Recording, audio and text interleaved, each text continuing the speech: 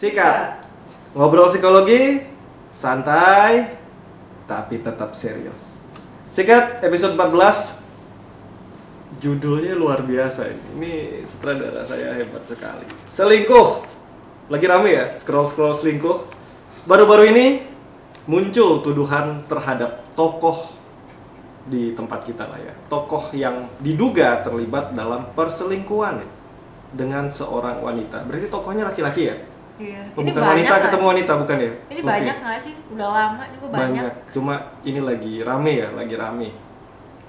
Namun tokoh ini membantah tuduhan tersebut, menyebutnya sebagai fitnah keji dan bermotif politik atau ekonomi. Dari sumber-sumber terpercaya yang kami kumpulkan, informasi ini masih dalam tahap tuduhan dan bantahan, jadi masih belum ada bukti konkret ya. Tapi kasusnya masih bergulir. Podcast kali ini kita akan melihat ya tentang fenomena perselingkuhan yang banyak menjamur. Sebenarnya nggak cuma di golongan tokoh-tokoh ya, tapi di golongan mana aja ada ini. Kita akan lihat sudut pandang psikologinya, kenapa perselingkuhan terjadi. Seperti biasa, kita akan didampingi oleh sosok spesial. Ibu Pauline silakan. Hai, halo. Iya. Ini luar biasa ya Pak. Jadi levelnya udah naik ya? Luar Dari biasa. yang kemarin ya, udah semakin panas kayaknya ya Pak ya? Makin panas, ini rame. Mau nih, level rame. berapa? Hampir 100 kali? Oke, ngomongin tentang perselingkuhan, luar biasa nih Pak. Ayo Pak, apalagi yang harus Apa, kita lestarikan atau kita budidayakan? Masalahnya lestarinya nggak ada Pak. Nggak ada lestarinya. Jangan deh. Iya.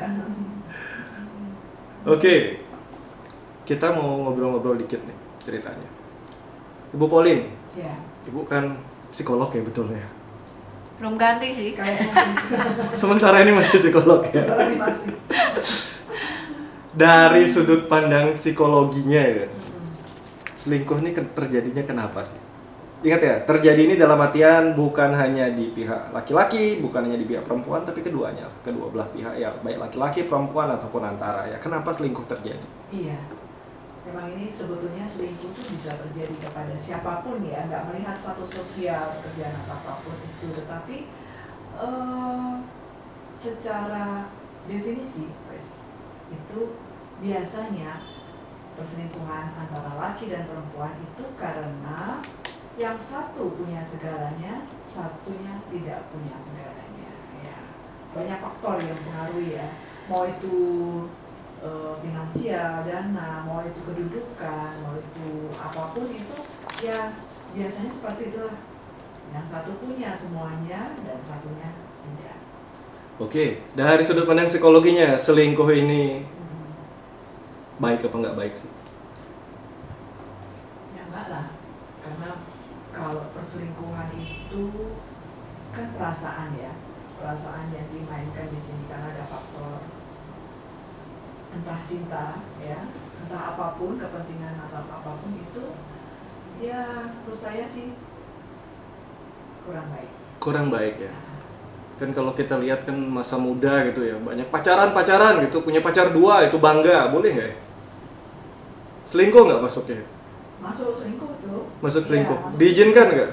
Tidak. Nggak boleh ya. Nggak boleh. Kalau istri 2 boleh nggak? Waduh itu. Tergantung dari undang-undang ya Pak. Undang-undang. Tadi saya lirik-lirik dikit undang-undang, asalkan beberapa kriteria terpenuhi, boleh katanya. Secara hukum sah-sah aja. Ya. Tapi punya pacar 2 nggak boleh, gimana nih? Individu ya itu ya udah. Betul, kembali personal. ke individu. Kalau dalam pacaran aja dia sudah menduakan hati, gimana dia dalam perkawinannya Loh. sesungguhnya? Kan adil. Iya. Katanya kalau adil boleh. Berarti yang satu yang diselingkuhin boleh juga dong?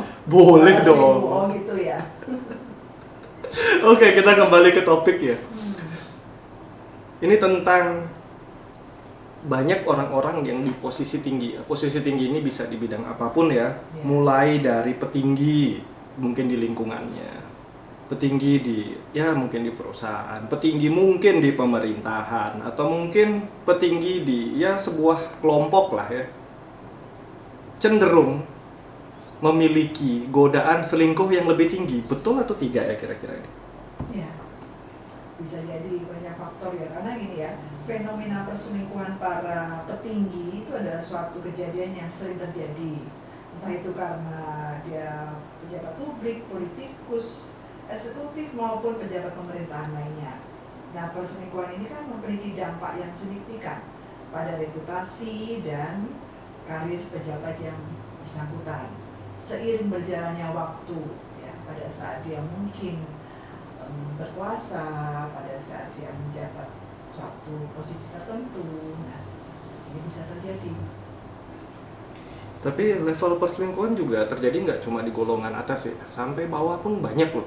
Ya. Kalau kita lihat ya, nggak ada status sosial khusus, hanya orang biasa. Tapi pacarnya banyak, istrinya banyak, ini gimana ya? Ada kaitan nggak sih sebenarnya antara psikologi manusia ya, yang kalau posisi tinggi berarti butuh punya pasangan lebih dari satu? Ada nggak situasi ini? Iya, saya kira ada ya Pak, karena ini dipengaruhi oleh beberapa hal, misalnya ada kekuasaan dan pengaruh, kemudian juga mungkin karena ada stres dan tekanan juga, kemudian juga kurangnya akuntabilitas dari pejabat yang bersangkutan, lalu juga ada pengaruh lingkungan. Gitu. Nah, tergantung masing-masing mana yang kuat mempengaruhi nih Pak. Oke, berarti sebenarnya ada posisi antara kaitan ya, berarti ada kaitan antara posisi yang tinggi dengan dorongan untuk selingkuh. Betul, betul. Kalau kita bilang seperti itu berarti di mereka yang nggak ada posisi tinggi dorongannya cenderung lebih kecil, apakah begitu? Tidak juga. Jadi pengaruh lingkungan kan ada. Jadi kalau misalnya dia bukan seorang yang punya posisi tinggi tapi tetap melakukan perselingkuhan, nah barangkali pengaruh lingkungan itu masuk. Jadi mungkin juga banyak faktor sebetulnya ya. Apakah ini pernah juga dialami dalam keluarganya, yang mungkin menjadi satu Genetik. juga bisa. Kemudian dalam masyarakat di situ perselingkuhan juga disahkan ya. Bahkan mungkin menjadi suatu prestasi bagi masing-masing orang, itu juga bisa terjadi. Jadi memang tidak memandang dia punya posisi atau apapun gitu. Oke, Dan berarti tergantung dari libidonya kali ya, dorongan seksual. libidonya. Ya. Oke, kalau kita bilang libidonya ya, efek testosteron dan status ada kaitan nggak sih sebenarnya? Makin tinggi status merasa makin sukses, testosteron lebih tinggi, ada kaitan seperti itu nggak? Nggak, Betul. masa ada Bu? Ya, ada lah. Maksudnya gini, sebetulnya kan antara apa tadi Pak? Testosteron dan status. Testosteron dan status. Orang Status sukses itu, berarti berhak punya ya pasangan yang banyak gitu kan. ya kalau status itu saya hubungkan di sini sebagai, saya analogikan di sini sebagai power kali ya, kekuasaan. Bisakah seperti itu? Boleh, status Jadi, power boleh. Nah, power atau kekuasaan itu kan kemampuan untuk mempengaruhi atau mengontrol orang lain atau situasi. Nah, kalau libido itu kan dorongan seksual. Nah, dengan powernya itu dia bisa mengapresiasikan atau mengaktualisasikan libidonya yang mungkin dulu dia tidak sempat alami, atau dulu dia merasa jalannya oke-oke aja, dan saat ini dia punya kuasa gitu loh. Dia bisa mendominasi itu. Oke, bisa diambil suatu konklusi kecil nggak di mana orang-orang yang tergoda untuk nggak bisa kontrol libidonya mungkin ya, selingkuh karena libido berarti di masa lalunya menyedihkan gitu kehidupan. Ada kaitan nggak ya? Dulunya mungkin susah banget dapat pasangan, nggak ada yang lirik karena belum punya posisi atau mungkin masih belum punya pencapaian. Begitu udah punya pencapaian, merasa punya kontrol, akhirnya bisa mengontrol semua, libidonya muncul dan dia berani punya pasangan banyak. Ada kaitan seperti itu nggak? Betul, bisa Pak. Jadi ini masuk bawah sadarnya kali ya. Jadi ada sesuatu dalam dirinya yang disebut shadow itu. Jadi ada bayang-bayang bahwa masa lalunya kelam, masa lalunya dia tidak dihargai sebagai seorang pribadi yang mungkin tidak menarik dan sebagainya. Tetapi pada saat dia punya kuasa, nah baru dia muncul di situ. Oke. Shadownya keluar deh. Kalau kita ambil cerita lebih jauh ya, kita ngobrol dikit ya dari sudut pandang psikologinya aja deh, karena Ya. kita bisa lihatnya yang lebih banyak di sana ya. Oke. Saat seseorang memutuskan untuk punya hubungan lain alias selingkuh, ya kan? Apakah kalau selingkuh berarti dia udah punya pasangan atau single ya? Betul, sudah punya pasangan. Sudah ya. Kalau single nggak selingkuh ya? Iya. Oke. Saat dia punya pasangan dan dia selingkuh, apakah pasangannya ikut serta mendukung perselingkuhan itu atau menyebabkan perselingkuhan itu terjadi?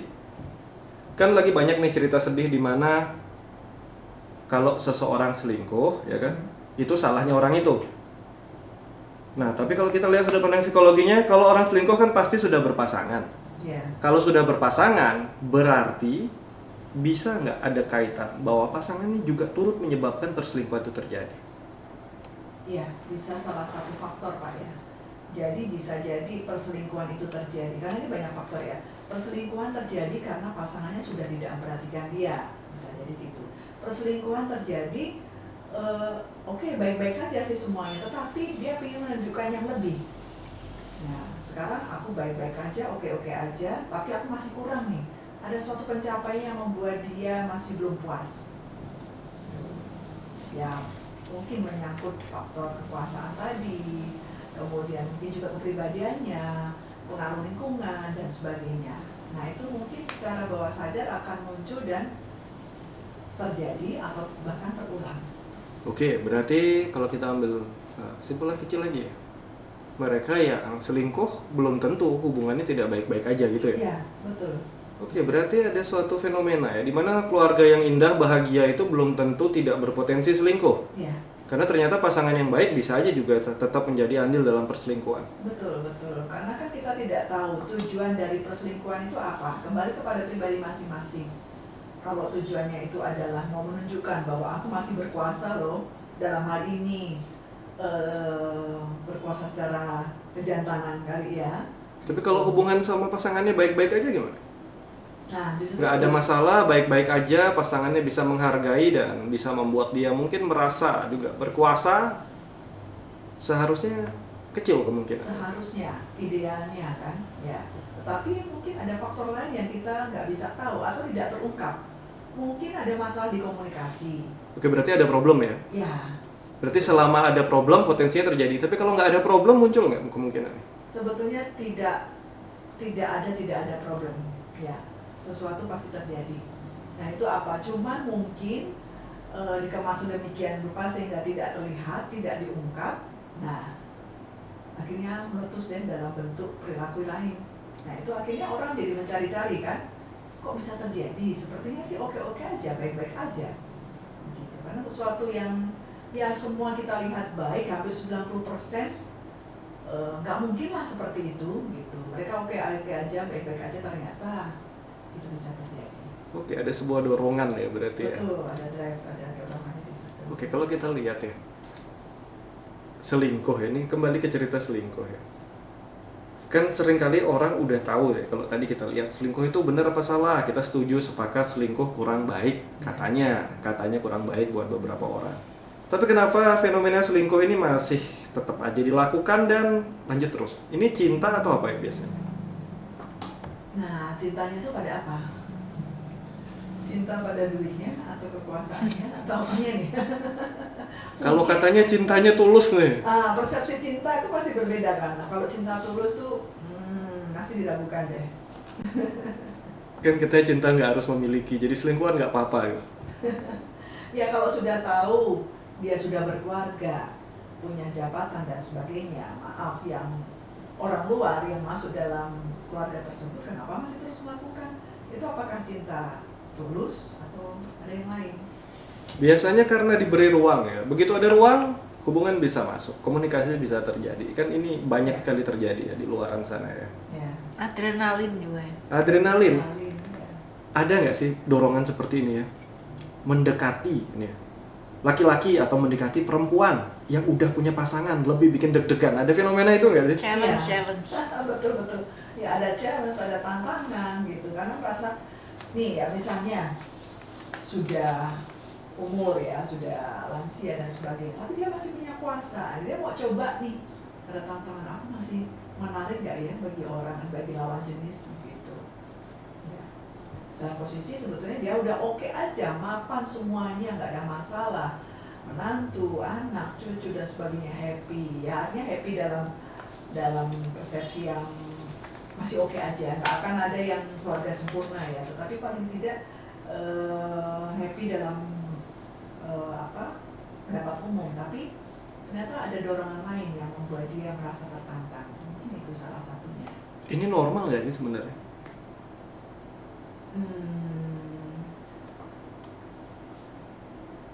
Dorongan ini normal nggak sebenarnya? Dorongannya normal Pak ya?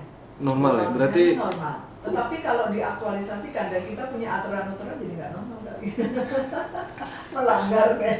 Itu ada hubungannya dengan kayak keinginan untuk diakui, keinginan untuk dihargai, keinginan untuk diterima, dan kebetulan pada saat itu mungkin si apa sih kalau kita bilang pelakor, pebinor kayak gitu ya, itu mereka bisa memenuhi hal tersebut. Jadi kayak semacam kayak take and give gitu ya.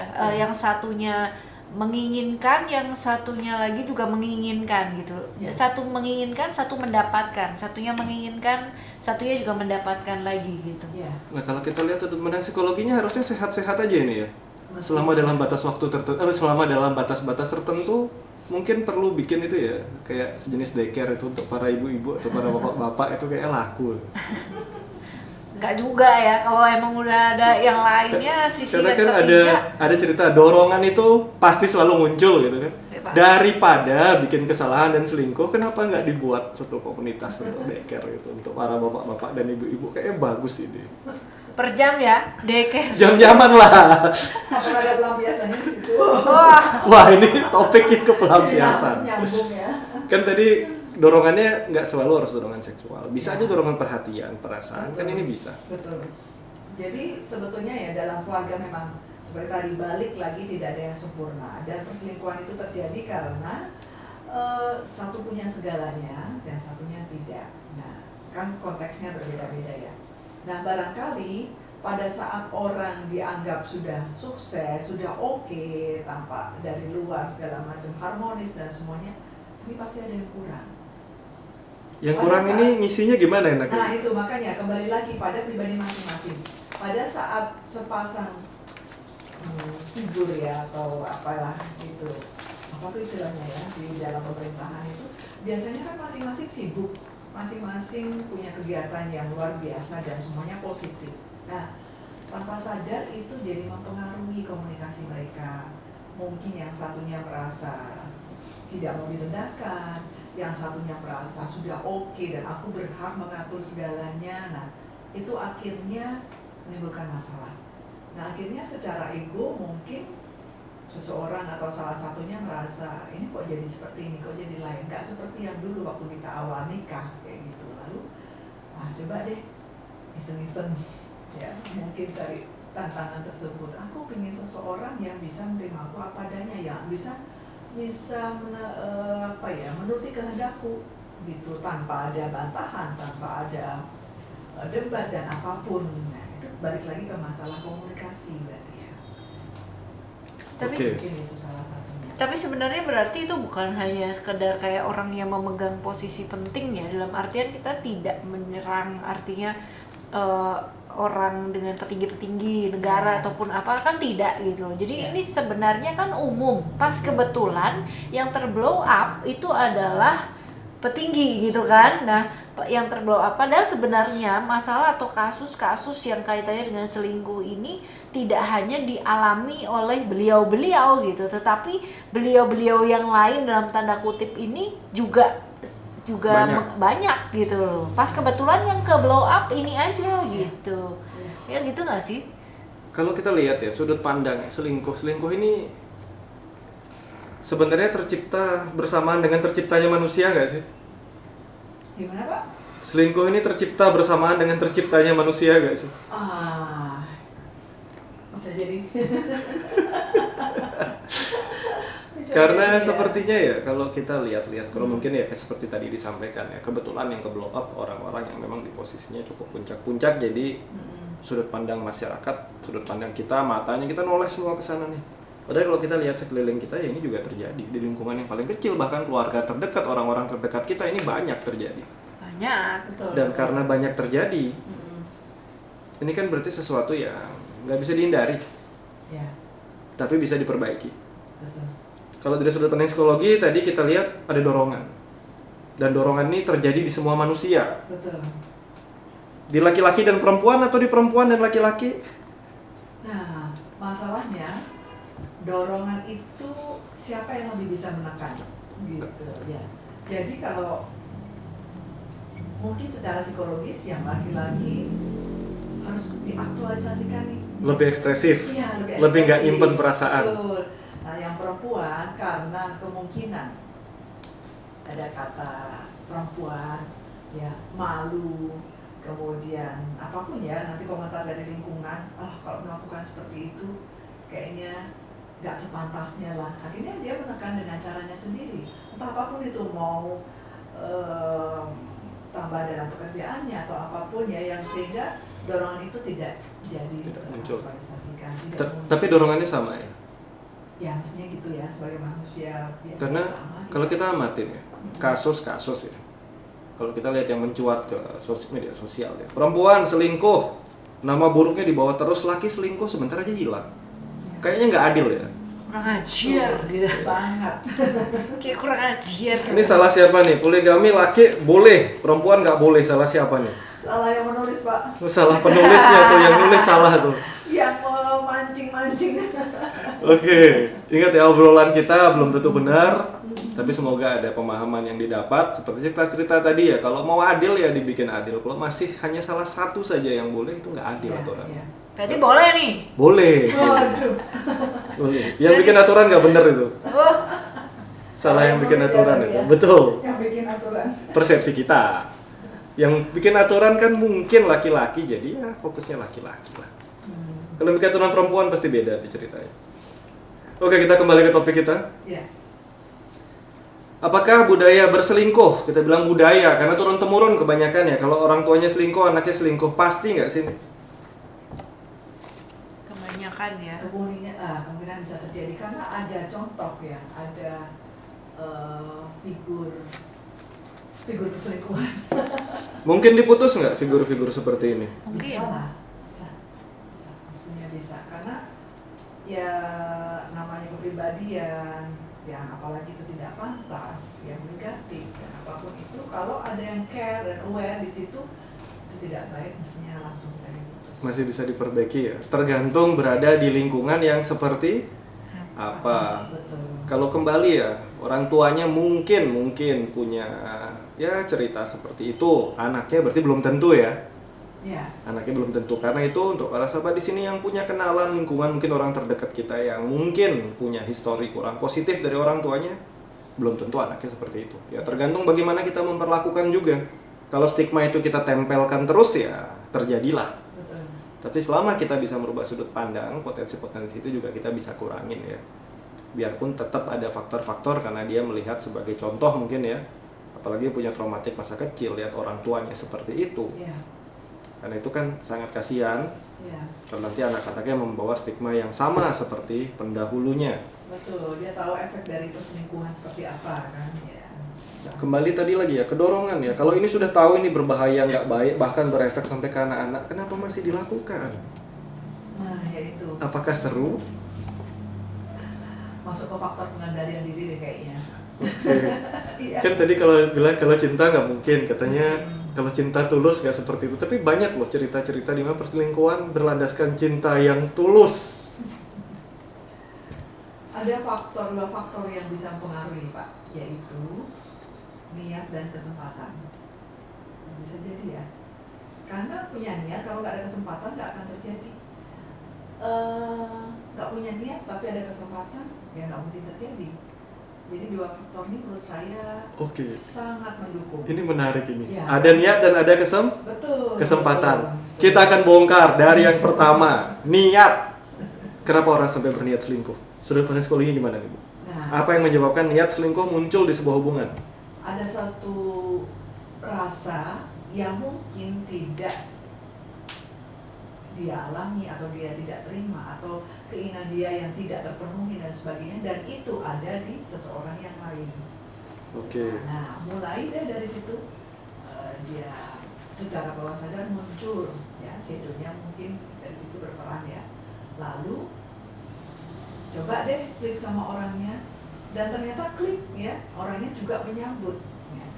Lalu bikin kesempatan ya. Jadinya dua faktor ini yang luar biasa menurut saya. Simpel sih ya, kepada siapapun gitu. Dan akhirnya niatnya muncul karena sebenarnya ya sudah ada problem ya berarti di awal ya. Betul. Berarti kalau nggak ada problem komunikasi, nggak ada hal yang nggak bisa terpenuhi, niat ini tidak akan pernah muncul ya. Ya, saya Oke. kira nggak akan bisa terjadi walaupun kita masing-masing punya dorongan, is okay, itu normal ya, tetapi bagaimana kita warga itu mengemas terutama di komunikasi, di perilaku, di kepribadian kembali lagi untuk Oke. bisa saling asuh, saling asih. Oke, ini ada satu pesan kecil berarti ya buat para sahabat yang dengar podcast ini yang mungkin kebetulan punya orang dekat, kenal, sahabat, lingkungan, atau mungkin orang di sebelah kita yang berselingkuh. Coba cek orang di sebelahnya, apakah itu pemicu niatnya? Seperti itu mungkin ya. Ya, Oke, kita akan lanjut. Pertama kita udah bongkar niat, yang kedua kita bongkar kesempatan. Kesempatan ini gimana nih? kesempatan. Ya itu tadi, kalau dia punya niat itu tidak bertepuk sebelah tangan, artinya kan nggak terjadi ya. Benar nggak ngomongnya saya ya? Iya, Yang benar. saya salah ya? Benar Bu. Betul Benar. kan? Tidak akan terjadi. Tapi kalau ternyata di sananya juga klik, nah kan gimana caranya mereka akan saling pendekatan dan seterusnya. Akhirnya tanpa sadar mereka akan mencari-cari kesempatan untuk bisa bersama. Oke, berarti harus ada kesempatannya ya. Ya, Nah, jadi ingat ya, ada dua hal tadi. Satu, niat. Dua, kesempatan. Kalau hanya niat nggak ada kesempatan, nggak bisa terwujud ya. Karena wah ini niat nih selingkuh nih, tapi yang diajak selingkuh nggak ada nih. Nah kebetulan tadi katanya mereka yang sampai posisi puncak dalam hidup atau punya posisi yang cukup tinggi itu lebih mudah. Kenapa? Karena orang-orang yang bertemu, orang yang nurut, orang yang mungkin terpikat sama dia lebih banyak gitu mungkin ya. ya. Akhirnya karisma itu jadi sebuah problem juga. Makin berkarisma seseorang, peluangnya untuk berselingkuh makin besar. Oke, kita kembali ke cerita awal kita tadi ya. Tadi kita dapat pesan menarik. Dua hal. Yang pertama adalah kesempatan dan niat.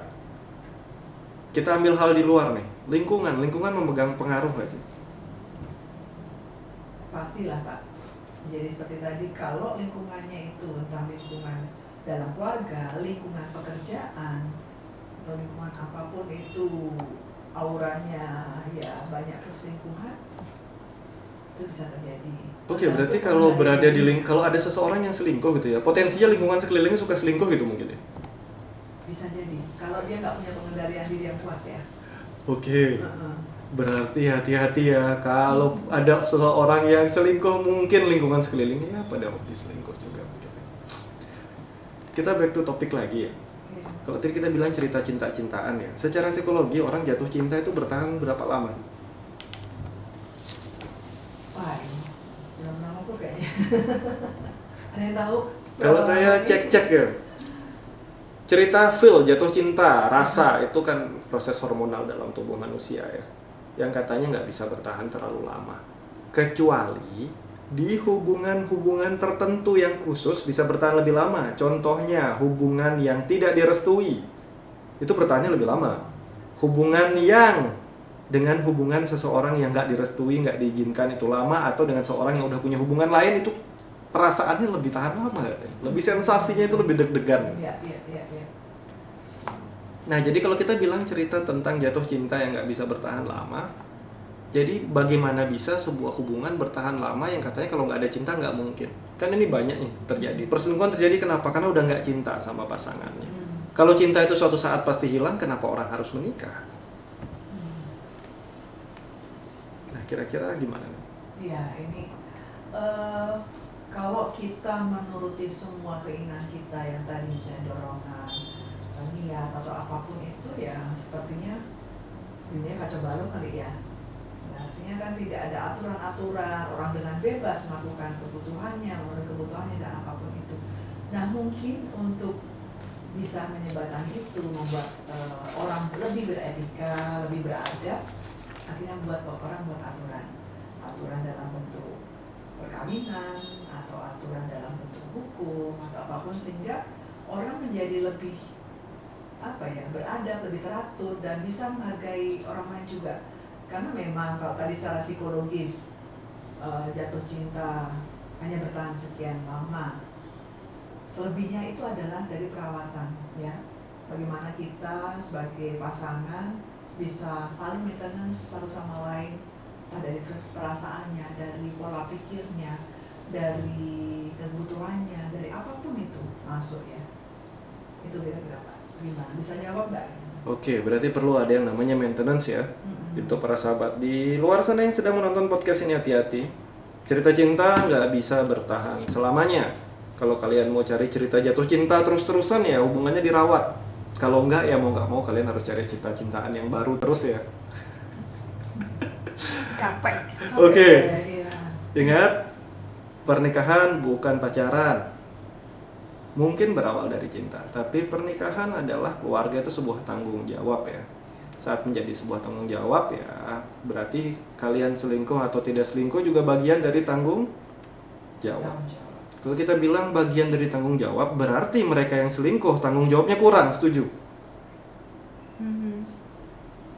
Mereka yang berselingkuh dalam sebuah hubungan yang sudah resmi, berkeluarga nih, terus selingkuh, berarti tanggung jawabnya kurang. Yes. Setuju ya? Nah, tapi kalau orang-orang di atas sana banyak yang selingkuh, berarti kita dipimpin orang-orang nggak ada tanggung jawab nih. Gimana nih ceritanya? Wah. Jadi berantakan, berabe nih jadinya. Kok kesana Pak ya? Ya karena banyak ya tokoh-tokoh yang selingkuh atau mungkin istrinya banyak gitu ya, berarti tanggung jawabnya nggak ada. Terus kita mengikuti mereka nih agak masalah juga nantinya nggak ya? Tanggung jawab terhadap apa nih Pak? Atau tanggung jawab terhadap apa dulu? Mungkin kalau dia tanggung jawab tapi Kalau dalam tanggung jawab keluarga. kalau tanggung jawab terhadap diri aja dia udah nggak becus, Ya. apalagi sama yang lain. Gimana tuh? Kembali ke pribadi kali ya. Kalau Kembali ke misalnya pribadi. dia selingkuh tapi dalam tugasnya, nah sudah mulai ada kekacauan, sudah mulai ada banyak absen, mangkir dan segala macam, ya memang betul dia menjadi tidak bertanggung jawab karena ada masalah baru. Tetapi mungkin dia tanggung jawab dalam keluarganya. Nah kita nggak bisa split kali ya kayak gitu ya. Susah Bu, susah. Ya, Bisa. kita Jadi nggak bisa satu nih, ngukur, jadi Mbak. satu. Iya nggak tahu ukurannya di mana. Selama- Oh, oke sih mas nggak masalah dia selingkuh, yang penting uang jajan anak, uang ini apa bulanan dan segala macam masih oke aja. Bahkan ditambah nih, nah mungkin seperti itu. Itu dalam bentuk tanggung jawab. Kalau kembali ke Ada. topik-topik ya, selingkuh ini kan berarti kan diam-diam gitu ya, nggak resmi ya. Kalau yang istrinya 2 apa 3 tuh gimana? Nah itu mungkin kesepakatan dari awal kali ya. Apakah dia tetap bertanggung jawab? Apakah kita masih bisa bilang dia tetap orang yang punya tanggung jawab? Oke, kalau tak selingkuhin nggak tanggung jawab. Kalau kamu tak nikahin, aku bertanggung jawab. Kalau dinikahin tapi tidak dinafkahi Oh, ya dinikahi dan adil. Nah itu. dan tergantung dari kesepakatan ya. Kalau Betul. misalkan kita berkaca dari seorang manusia itu selayaknya tidak pernah ada yang namanya bisa adil, pasti, karena kita masih human. Dan tanda kutip adil ini kan tergantung persepsi masing-masing orang. Adil itu adil menurut kamu, belum tentu adil menurut aku. Ya. Menurut aku adil, belum tentu juga menurut kamu adil gitu. Jadi faktor keadilan ini kan yang banyak sekali, yang penting bisa adil. Menurut saya pribadi sebagai seorang manusia, adilnya kita berbeda, itu dia. Jadi kalau memang menurut mereka si orang ini merasa bahwa dia adil dan yang lainnya bisa menerima, ya silakan, tidak Berarti ada boleh ya? masalah gitu. Tapi kalau untuk individu yang merasa bahwa itu tidak adil, ya itu akan jadi masalah gitu. Oke, pada berarti akhirnya. selama lingkungan sekeliling dukung-dukung aja, aturan juga diizinkan, boleh kali ya? Nggak ada hubungannya sih Pak, kalau menurut ini. Nggak tahu menurut Bu Pauline ya. Iya. Mungkin menurut saya Kalau kesepakatan menurut dia. sepakatan boleh ya? Iya, Jadi kesepakatan. daripada selingkuh, mending istrinya 2. Setuju? Ya, betul. Nggak setuju menurut siapa dulu? Tapi, ya setuju pada orang yang bersangkutan. Artinya Iya. begini, kalau Kan katanya tadi misalnya- kalau selingkuh nggak baik nih, katanya nggak baik. Tapi kalau dijamin Dinikahin. ada syarat-syarat yang dipenuhi, kalau aturan hukumnya kan asal syarat-syarat A, B, C dan dia dipenuhi, boleh. Loh itu makanya individu. Kalau misalkan nanya sama kita, nggak tahu Ibu Pauline ya, kalau nanya sama aku nggak mau gitu Oke, loh. Aku juga nggak mau. Nah, Oke, karena ini para ibu-ibu setuju untuk tidak. Tetapi secara kita diizinkan, Cara bapak-bapak banyak. bukan, kalau secara hukum katanya boleh selama syarat-syaratnya dipenuhin. Nah makanya ini lebih bagus mana nih? Selingkuh apa beristri dua? Pertanyaannya itu. Tidak dua-duanya. Nggak bisa, harus pilih salah satu. Cuma pilihannya A atau B. Mana yang lebih baik, selingkuh apa istrinya dua? Tidak dua-duanya. Psikologinya gimana nih? Kita lupakan sendiri sudut pandang kita sebagai personal manusia ya. Kita kembali ke ilmunya nih. Selingkuh itu artinya secara psikologi itu kan berbagi perasaan ya. Berbagi perasaan. Nah, Wah ini baik nih berarti, berbagi perasaan. Berbagi duit, Pak. Wah kalau dan berbagi sebagainya. duit ini nggak Yang baik-baik lainnya akan amat. mengikuti ya, berarti artinya yang pertama perasaan, waduh saya tertarik, saya merasa nyaman, saya merasa oke, saya didukung, saya dihargai dan segala macam, itu kan lebih kepada perasaan ya. Nah setelahnya baru ikutin mau duit, mau fasilitas, mau apa gitu. Nah itu yang membuat sakit hati. Oke. Karena perasaan oke, ya untuk seseorang yang diselingkuhin dari level selingkuh menjadi level istri sah gitu ya. Tetapi ternyata ada hati lain, perasaan lain yang juga disakiti dan itu kaum dia juga gitu. Apakah dia tega melakukan itu? Tapi banyak juga yang tega, Bu. Banyak. Banyak. Berarti kalau adil gini ya, istri boleh punya suami dua, suami boleh punya istri dua, adil nggak? Ya memang adil sih. Adil ya? Itu baru keadilan. Itu baru keadilan. Jadi kalau bicara keadilan mungkin ya bisa jadi pertimbangan. Ini hanya obrolan-obrolan lah ya. Tapi nggak bisa diterapkan di setiap orang nih, Pak. Nggak bisa ya. Oke, kita back to topik. Ini hanya obrolan-obrolan ringan kita. Ingat, obrolan kita bukan sesuatu yang pasti benar, tapi semoga bisa diambil maknanya ya. Karena kalau kita bicara keadilan ya sama-sama lah, biar adil beneran. Kita kembali lagi. Ada nggak sih hubungan antara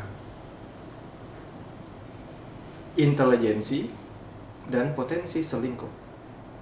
Intelijensi dengan potensi selingkuh. Wah, ini aku masih nyari. Oke, kita ambil contoh lah. Di negara-negara maju perselingkuhan lebih banyak atau lebih sedikit? Maju atau berkembang? Maju, negara maju. Perselingkuhan lebih banyak atau lebih sedikit? Mungkin banyak ya. Lebih banyak atau lebih sedikit? Karena kalau kita lihat topik ya, banyak negara maju sekarang pernikahan aja susah. Dalam artian mereka memilih nggak menikah, ngejar karir, ngejar impian, ngejar sesuatu yang lebih besar daripada mengejar punya keluarga yang makin hari makin besar gitu, anaknya banyak gitu. Mereka berpikir membuat karya yang lebih besar. Bisa nggak ada kaitan? Semakin orang berpikir jauh ke depan, makin berkembang. Oh punya anak berarti ada tanggung jawab, harus begini, harus begitu, menyiapkan banyak hal. Ya sudahlah, untuk berkeluarga aja mereka pertimbangannya banyak. Tapi berbeda lagi dengan di beberapa negara berkembang di mana berpikir ya banyak anak banyak rezeki ya, cerita lama, biarpun ini udah kita nggak bisa terapkan mungkin di zaman yang seperti sekarang. Oh, berarti paham-paham dulu masih dipakai dong. Ya Kembali banyak ke- anak, ke- banyak rezeki, banyak Ya. istri, banyak anak, nyambung. Nah, di Indonesia masih kan ada paham seperti itu. Mungkin beda dengan negara lain. Satu anak saja sudah cukup. Gitu, banyak anak banyak rezeki. Ya udah, istri cuma satu. Sementara aku punya power, punya segalanya. Boleh dong, biar banyak anak banyak rezeki. Berarti konsep-konsepnya tadi kita kembali ke awal, ada kaitan nggak dengan ya kita bilang intelijensi, kemajuan pola pikir ya. Makin cerdas seseorang, makin kecil potensi selingkuh. Atau makin cerdas seseorang, makin besar potensi selingkuh. Bisa ada kaitan atau tidak? Kayaknya nggak ada ya. Nggak ada kaitan ya, mau cerdas nggak cerdas selingkuh aja ya. Nggak ada kayak kaitan, tapi itu lebih kepada dorongan nafsu aja. Dorongan nafsu. Tapi kalau mengacu apa namanya Bu, fenomena-fenomena yang kayak misal dulu ya masih belum ada hukum yang menerapkan sebagai misalkan di satu desa gitu, di satu desa A gitu kan. Ya, karena orang-orang melakukan hal tersebut maka itu jadi semacam budaya gitu loh. Jadi kayak misal si bapak A gitu kan, ya punya istri ini 3 gitu. Nah, entah kenapa gitu kan di desa itu terjadi lonjakan selingkuh yang lebih tinggi daripada desa yang lain yang tidak memiliki hal Bapak A. tersebut gitu.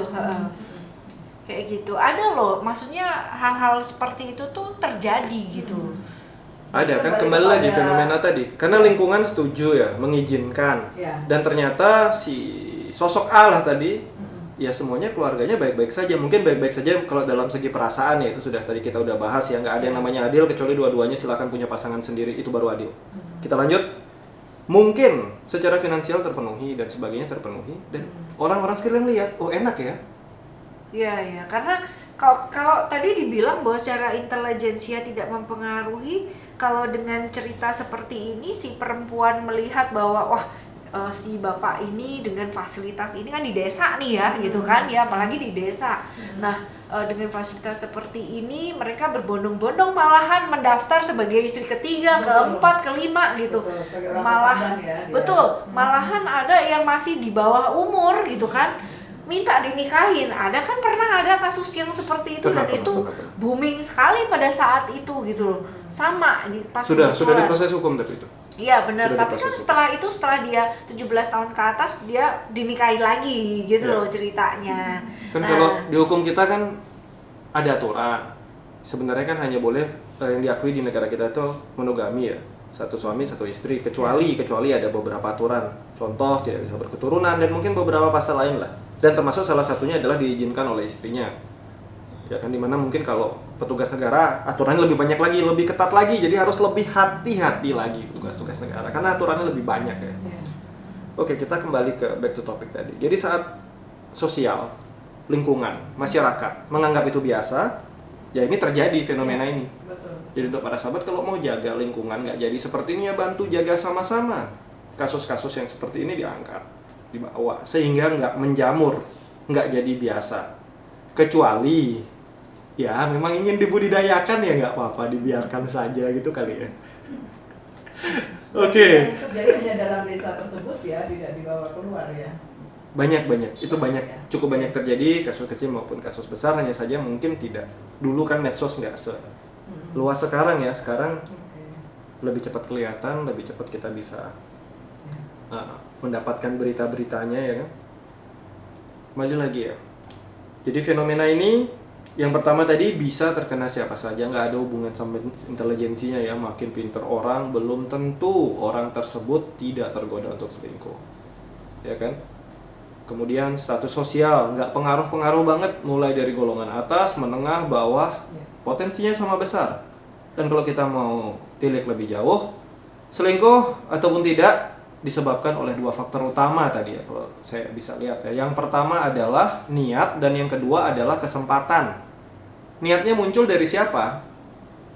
Ya dari seseorang, dari lingkungan terdekat yang tidak bisa memenuhi secara emosional. Mungkin yang utama, ya fisik juga mungkin ya, dua-duanya. Ada pertemuan lain, ada kesempatan, terjadi. Nah jadi kalau kita punya orang dekat kita yang mungkin terjebak fenomena ini, coba berkaca.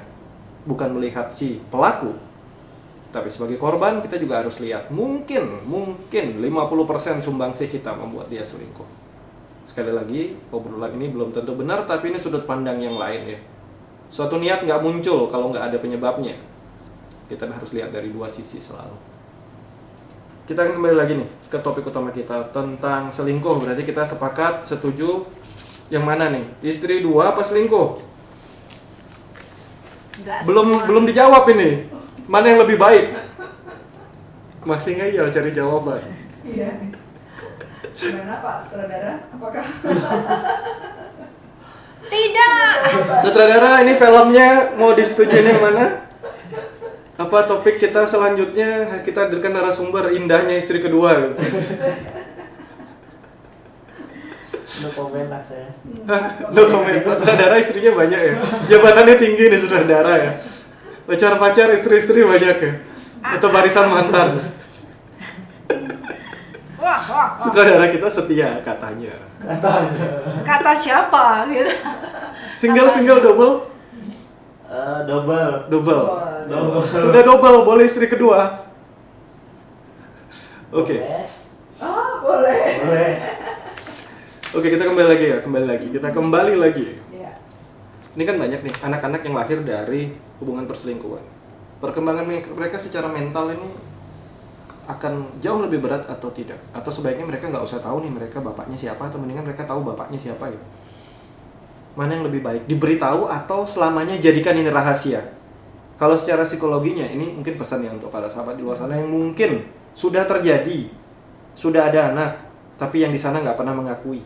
Nah, dari sudut pandang psikologinya, mungkin Bu Pauline bisa bantu kasih saran. Ya. Anak-anak ini mending dikasih tahu cerita lengkapnya untuk perkembangan dia, atau mending nggak usah tahu selamanya. Bilang aja bapaknya udah nggak ada gitu, udah pergi gitu.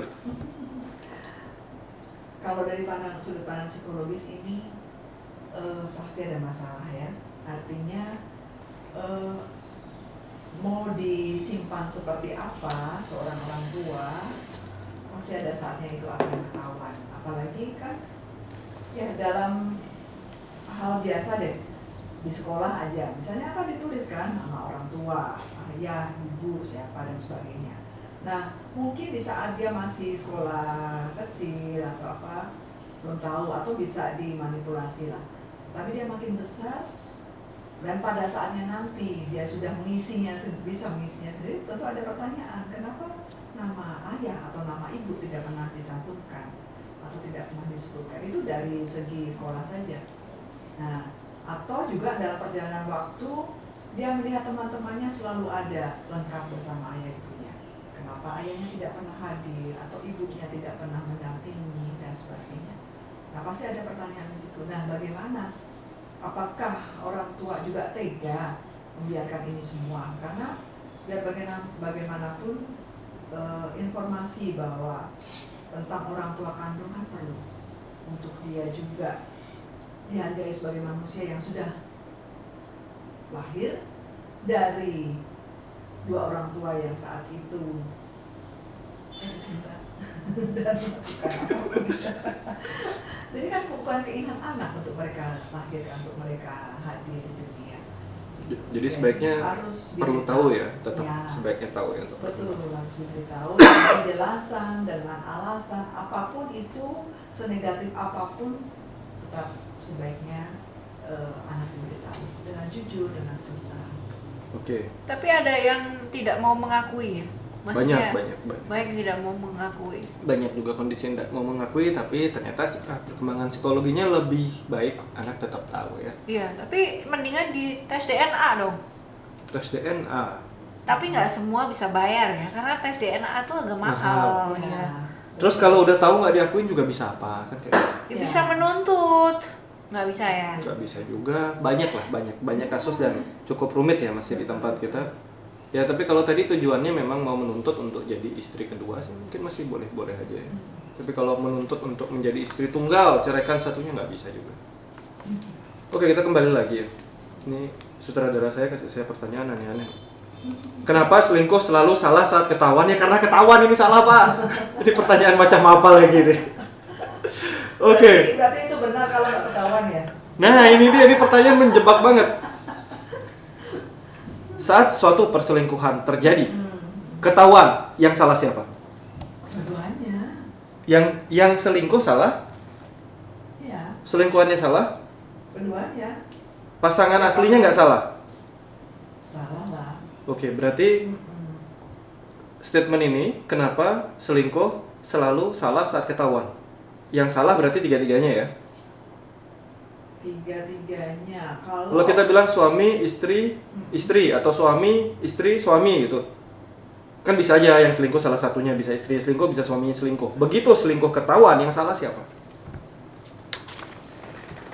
Yang pertama sih keduanya. Keduanya. Karena kalau yang pasangan sahnya mungkin tidak bisa dinyatakan secara eksplisit dia salah ya. Kalau secara Kalau psikologinya yang tahu, salah mana nih? Dia tidak tahu dan tiba-tiba dengar. Kalau kita lihat dari cerita-cerita drama di luar sana kan banyak nih. Si istri selingkuh, kenapa aku sering dipukulin, disakiti. Ya, tapi pelampiasannya bukan dengan selingkuh. Ya, Tetap salah ya? tetap salah.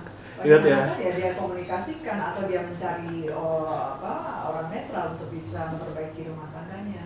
Mendingan dijembanani, mendingan kalian pisah dulu dan silahkan mulai hidup baru ya. Mungkin seperti itu bisa jadi solusi ya. Ya, atau konseling ke psikolog gitu ya. Nah ini sambil psikolog ya, sambil cari-cari ini nih, cari masalah.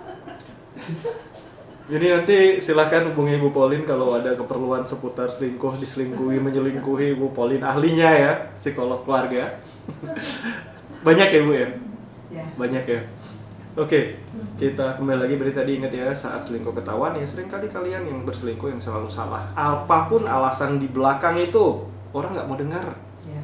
Biarpun mungkin kalau menurut versi kalian, ya kalian juga disakiti. Percuma, tetap aja kalian salah. Karena alasan di balik itu nggak akan didengarkan. Yang didengarkan ya selingkuhnya aja. Ya. Ini saya ada pertanyaan agak aneh-aneh nih. Terlalu ajaib akan saya sedikit skip mungkin ya.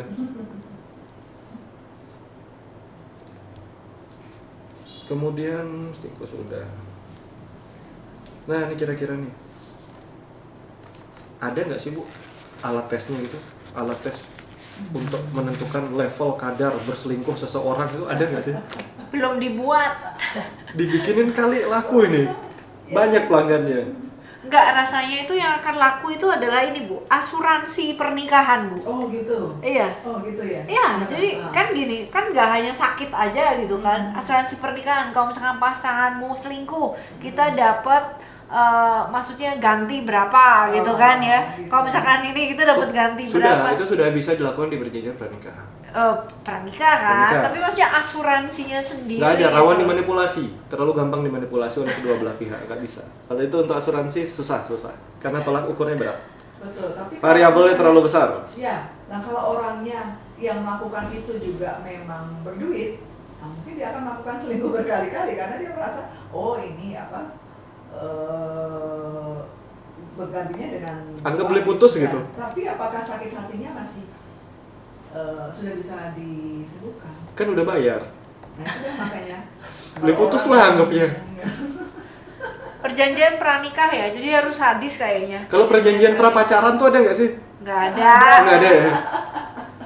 Pranikah aja kali ya. Ya, karena tidak sah, karena belum diresmikan. Kalau Belum masalah diresmikan, itu. jadi nggak bisa ada perjanjiannya ya. Iya, betul. Lo bisa nih jualan laku nih kayaknya. Oke, berarti nggak ada tes khusus. Dalam artian kita nggak pernah bisa. Tidak ada tes khusus. Tidak ada Karena tes khusus. manusia itu dinamis ya. Nah. Di saat dia di awal oke aja, wah setia nih, saya kagum dan sebagainya oke. Nah di tengah perjalanan manusia bisa berubah. Manusia bisa berubah. Dan ingat ya, itu berlaku. untuk para Bukan sahabat berlaku tadi, menetap soalnya. perselingkuhan terjadi karena ada niat dan ada kesempatan. Jadi kalau orang sebelah kalian selingkuh, lihat berkaca ke diri dulu. Apakah aku penyebab dia berselingkuh atau tidak? Hati-hati, karena ini banyak sekali terjadi di luaran sana ya. Secara stigma masyarakat, yang selingkuh selalu salah. Tapi secara konteks psikologi, tiga-tiganya bersalah. Jadi kita akan lihat lebih dalam nanti. Ya. Oke, terima kasih sudah menyimak podcast ini tentang selingkuh.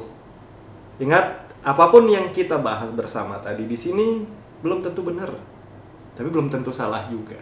Semoga ada pembelajaran yang bisa diambil, semoga ada hal-hal yang bisa didiskusikan dan ada pemahaman yang bisa diterapkan sehingga hal-hal seperti ini nggak perlu terjadi dan kita bisa jaga sama-sama ya.